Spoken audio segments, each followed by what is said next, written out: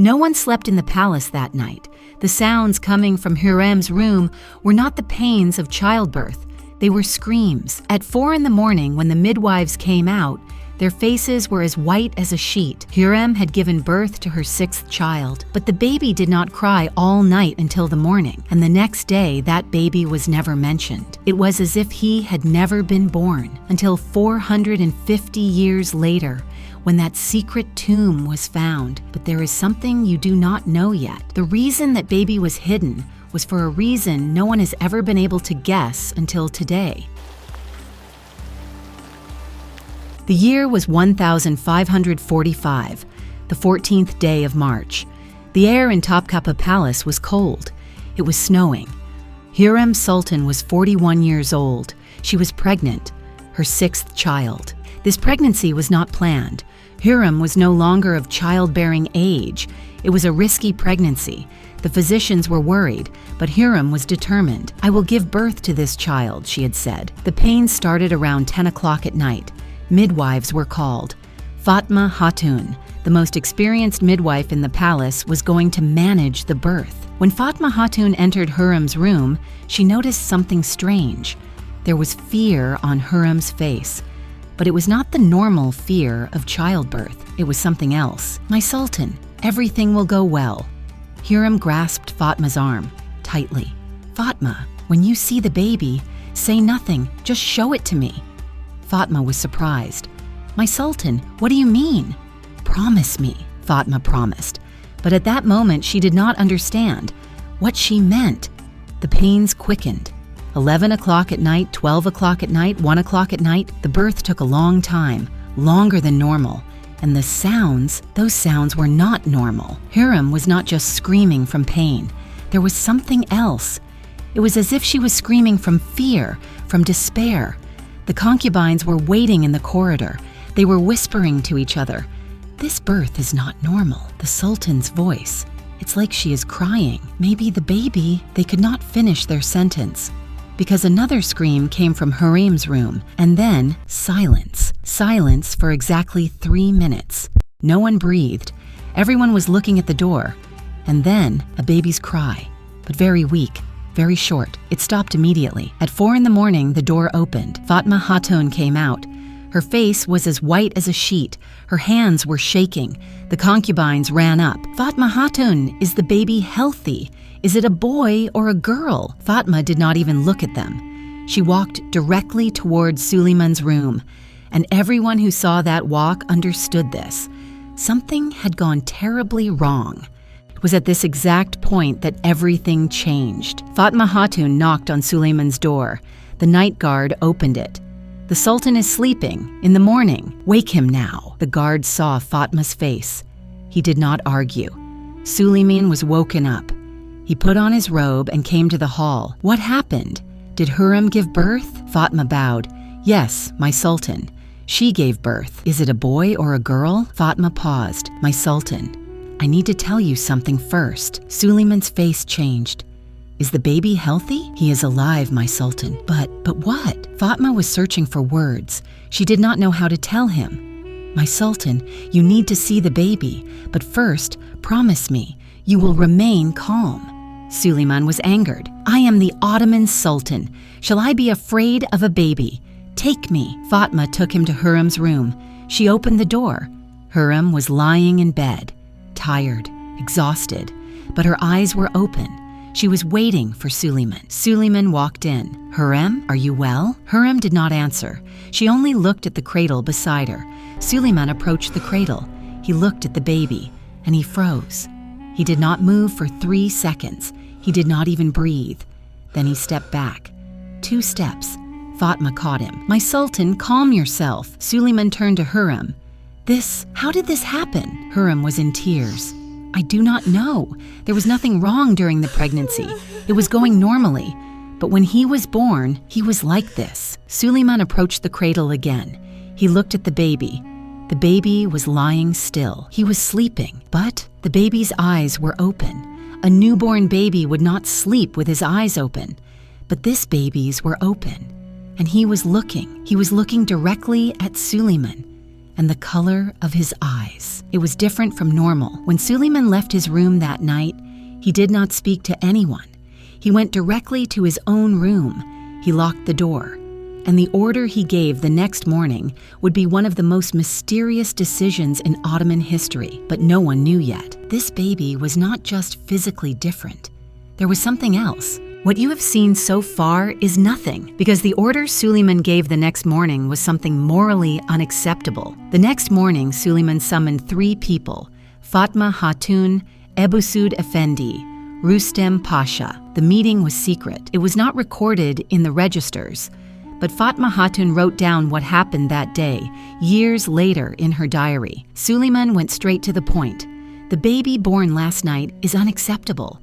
Rustem was surprised. My Sultan, the baby is Hurrem Sultan's child, a prince or a sultan. No, that child cannot live, Ebusud Effendi intervened. My Sultan, in our religion, killing a baby. Suleiman raised his hand. I am not talking about killing, but that child cannot stay in the palace. The public cannot see him. The army cannot see him. Why, my Sultan? Suleiman did not answer. He only said this, because that baby is not normal. And if the public sees him, they will associate it with Hurrem. They will say, Hurrem's child is cursed, and Hurrem's other children will also be harmed. Rustem understood.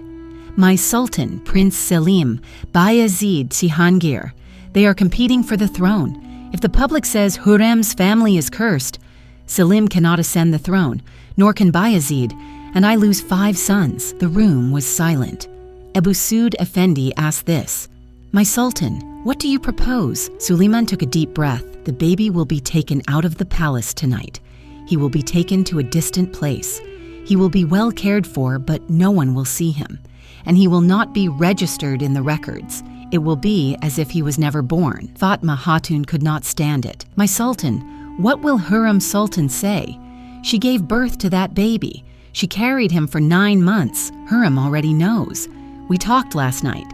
She accepted it too. Fatma was shocked. She accepted it? Yes, because she also knows. If this baby is seen, her other children are in danger. Hurrem had chosen between motherhood and strategic thinking, and she had chosen strategy. That night, the baby was taken out of the palace. No one saw him. Quietly. But where was he taken? To whom was he given? Did he live? No one knew for 450 years, until the year 2007 when that tomb was found. But the real surprise was why that baby was different. Because the tests performed in 2007 yielded a result that no one could have guessed. The year 2007, the month of June. Istanbul, the Süleymaniye Mosque. Restoration work was underway. The mosque was 450 years old and needed reinforcement. Architect Ahmet Yilmaz was checking beneath the floor. He was looking for cracks in the foundation. In one section, he noticed something strange. A part of the floor was built using stones different from the others. This stone was placed here later, he told his team. They lifted the stone. Underneath, there was a small gap. Stairs. It went down. Ahmet took the electric lantern and went down. 7 steps. A small room, 2 meters by 2 meters. The ceiling was low, and in the middle, a small tomb. Ahmet approached. There was writing on the tombstone, Old Ottoman Turkish. He took a photo. He went up. He sent it to a historian. 2 hours later, the historian replied, This tomb is not in the records, but the tombstone reads, The unnamed child of Hurrem Sultan. Date, 1545. Ahmet froze. Hurrem had 5 known children, Mehmed, Mihrima, Selim, Bayezid, Cihangir. So who was this 6th child? Ahmet informed the authorities. History professors, archaeologists, and anthropologists came. The tomb was opened. Inside, there was a small skeleton, a baby skeleton, age 0 to 2 months old, gender male. And then they noticed there was an abnormality in the skeleton. 2007, August. Istanbul University Forensic Medicine Department. Professor Dr. Mehmet Tunker was examining the skeleton. He took a DNA sample from the bones. He analyzed it. The results came 3 weeks later. When Mehmet read the report, he was shocked. There was a genetic mutation in the DNA, a rare mutation. Could this baby be albino? Albinism, a genetic condition, lack of melanin pigment. Result, very fair skin, yellow-white hair, very light blue or pink eyes. In the 16th century Ottoman Empire, such a baby could have been considered cursed because his appearance was very different. Mehmet did more research. He scoured the archives, and he found a document dated 1545, the palace physician's notebook. The notes read, March 1545, Hurrem Sultan gave birth. The baby is a boy, but his skin is not natural, very light. His hair is white, his eyes, a color I have never seen. My Sultan was very sad when she saw the baby. My Sultan was shocked. Mehmet put the pieces together. Hürrem's sixth child was born albino. In the 16th century, this was a terrifying situation. The public might have viewed such a baby as a sign of the devil, and this could have harmed Hürrem's entire family. That is why Suleiman and Hürrem had been forced to hide the baby. But how long did the baby live? Did he die, or was he sent somewhere? Mehmet examined the skeleton further, and he found something shocking. There was a small fracture on the baby's skull, unhealed. This meant the baby died shortly after this fracture.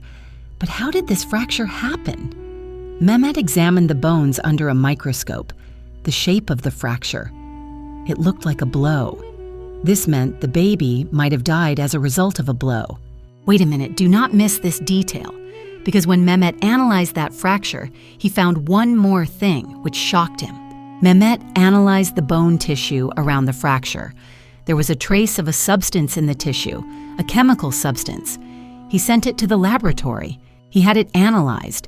When the result came, Mehmet could not believe it. The trace belonged to a narcotic substance used in the 16th century, opium. Mehmet understood this. The baby was given opium, perhaps to relieve his pain, perhaps to silence him, or to kill him. If the dose of opium is high, a baby cannot breathe. He dies. Mehmet scoured the archives again, and he found a diary found in 1988. Fatma Hatun's diary. Fatma died in 1547, but left her diary to her granddaughter. She had written, "Keep the secrets, but record them." The following section was in the diary. 1545, March 15th. I will never forget that night. After Hürrem Sultan gave birth to the baby, she handed him to me. "Fatma, take good care of this child, but let no one see him." I took the baby to a separate room, a secret room. Only I knew about it. For 3 days, I looked after the baby. I gave him milk. I swaddled him. But the baby was getting weaker every day. His eyes were very strange. It was as if he saw everything, but at the same time saw nothing. On the 4th day, a physician came by the Sultan's order. He examined the baby. Then he gave me a small bottle. "This medicine will ease the baby's pain," he said. I knew what that medicine was, opium. "This baby cannot live," said the physician. "It is better that he does not suffer." I did not give the medicine. I could not find the strength to give it. But on the 5th day, the baby stopped crying. He was struggling to breathe. On the 6th day, he died. Hurrem Sultan wanted to see her baby one last time. She came. She held him in her arms. She cried, but not loudly, quietly. And she said this, "Forgive me. I could not protect you." The baby was secretly buried that night. The construction of the Suleimaniye Mosque was ongoing. They made a grave beneath the foundation of the mosque. No one knew. And that baby was never mentioned again. Mehmet was crying when he finished the diary, because he understood Hürrem had sacrificed her own baby to protect her other children. As a mother, she had made the most painful decision, but the question here is, did the baby die naturally, or was he killed? You will not believe it, but when Mehmet researched further, what he found terrified him. The year 2008. Mehmet continued his research. He examined Suleiman's private letters. He scoured the secret documents in the archive, and he found a letter. A letter written by Suleiman to Hürrem. Date: 1545, March 20th. The letter read, "Hürrem, I know this decision killed you. I know you think about that baby every night, but we did the right thing. If that child had lived, the public would have seen him as a sign of the devil. And your other children, Selim, Bayezid, Cihangir, they would have been harmed too. A mother's job is to protect her children. You protected 5 children by sacrificing one. This is a painful choice, but a necessary choice. That baby is now with God. He is not suffering, and our duty is to protect our living children. I love you, and we will keep this secret forever. Suleiman." When Mehmet read the letter, he understood one thing. Suleiman and Hürrem did not kill the baby, but they may have hastened his death. Opium was given to relieve the baby's pain, but at the same time, it had also hastened his death, a kind of mercy killing. And this decision had broken Hürrem's heart. Mehmet found one more document, a will written by Hürrem before she died. The following sentence was in the will: "When I die, I want to be buried close to the Suleimaniye Mosque, because someone is waiting for me there." When Hürrem died in 1558, she was buried in the courtyard of the Suleimaniye Mosque, and her tomb was exactly 10 meters above that secret room. This meant Hürrem had wanted to be next to that baby forever. The year 2008. Mehmet continued his research. Mehmet presented his findings at an academic conference. Title: Hurrem Sultan's Lost Child, Albinism, Strategy, and Motherhood. After the conference, a big debate began. Some historians supported Mehmet. The findings are correct. Hürrem was forced to do it. Others criticized. This is just speculation. The evidence is not enough. But the most interesting reaction came from a descendant of Hürrem. A woman approached Mehmet after the conference. "I am the 12th generation descendant of Hurrem Sultan. A story is told in our family, from generation to generation, but it is never told to anyone." Mehmet was surprised. "What story?" The woman whispered. Before Hürrem died, she told her daughter Mehrima something. "I had one more baby, but I could not protect him, and I see him every night. He looks at me. I do not know if he forgives me."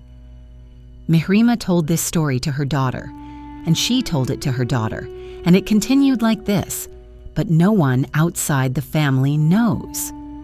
Mehmet froze. So Hürrem truly felt remorse? Yes. She would cry every night. After Suleiman fell asleep, she would get up, look at the Suleimaniye Mosque from the window, and she would cry. Quietly. Today, that secret tomb beneath the Suleimaniye Mosque has been closed again. The baby skeleton is being preserved in the Istanbul Archaeology Museum, but it is not open to the public because it is still a very sensitive subject. Hürrem Sultan is remembered in history as a powerful woman, but this story shows another side of her. She was not just a strategist, she was also a mother, and one night she had to make the most painful decision, to sacrifice one baby to protect her 5 children. Did this decision make Hürrem powerful or cruel? Historians are still debating, but perhaps the real question is, if you were in that situation, what would you do? Would you sacrifice one child to protect the others? Hürrem answered yes to this question, and that decision left her restless in her grave for 450 years. In 2007, after the tomb was found, the Imam of the Suleimaniye Mosque recounted something strange. At night, we sometimes hear a sound, the sound of crying, a woman's voice. It comes from Hurrem Sultan's tomb. It is as if she is still crying. Perhaps Hürrem is still apologizing to that baby. Perhaps that baby never forgave his mother, or perhaps he forgave her. But Hurrem did not forgive herself. This story teaches us 3 things. 1. Power does not always bring happiness. Hurrem was the most powerful woman in the empire, but the most unhappy mother. 2. Motherhood sometimes requires painful decisions, and some mothers sacrifice one child to protect the others. 3. History is not only the story of the winners, but also the losers. Hurrem won, but she lost one baby. That baby never got a name. He never lived. He was never mentioned. Until 450 years later, when we found him. And now you know. Hurrem Sultan's 6th child, the baby without a name. The child history forgot, but Hurrem could never forget. If this story affected you, hit like and subscribe.